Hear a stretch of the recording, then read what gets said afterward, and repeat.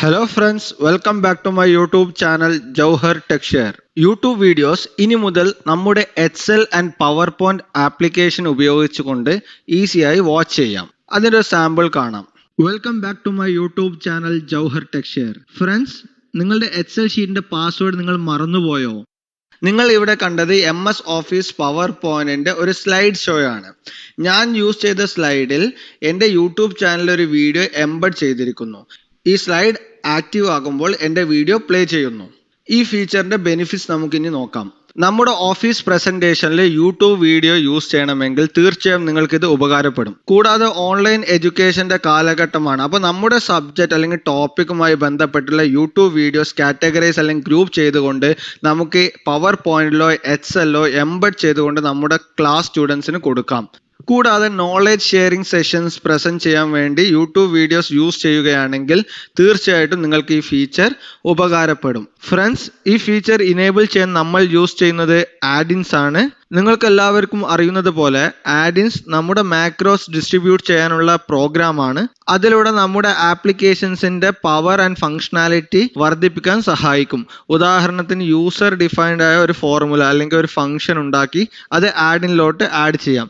Similarly നമുക്ക് user defined ആയ കുറച്ച് ടൂൾസ് മാത്രം കാറ്റഗറൈസ് ചെയ്യണം. ടൂൾ ബാർ, മെനു ബാർ, അതിനും ആഡിൻ യൂസ് ചെയ്യാം. സിമിലർലി പല ഡാറ്റാബേസ് കണക്ട് ചെയ്തുകൊണ്ട് എക്സലിൽ നിന്നും പവർ പോയിന്റിൽ നിന്നും ഡാറ്റ ട്രാൻസ്ഫർ ചെയ്യാനും ആഡിൻ സഹായിക്കും. ആഡിൻസ് യൂസ് ചെയ്തുകൊണ്ട് എങ്ങനെ കളർഫുൾ QR കോഡ്സ് ജനറേറ്റ് ചെയ്യുമെന്ന് ഞാൻ ഓൾറെഡി ഒരു ഷോർട്ട് വീഡിയോ ചെയ്തിരുന്നു.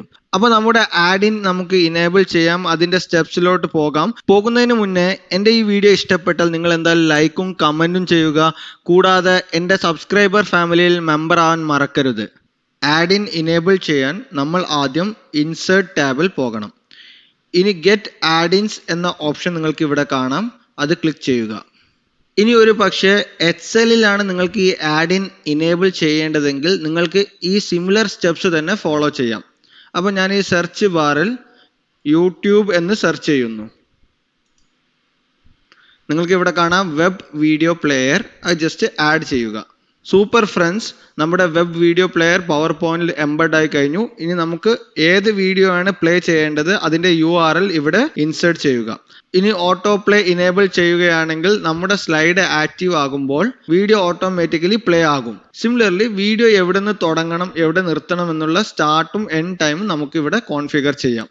അപ്പോൾ ഞാൻ അതൊന്നും ചെയ്യുന്നില്ല. ഞാൻ ജസ്റ്റ് സെറ്റ് വീഡിയോ ക്ലിക്ക് ചെയ്യുന്നു. പുതിയൊരു എക്സൽ ട്രിക്കുമായാണ് ഞാൻ ഇവിടെ വന്നിരിക്കുന്നത്. നിങ്ങൾ ഇവിടെ കാണുന്നത് സെയിൽസ് റിപ്പോർട്ടാണ്.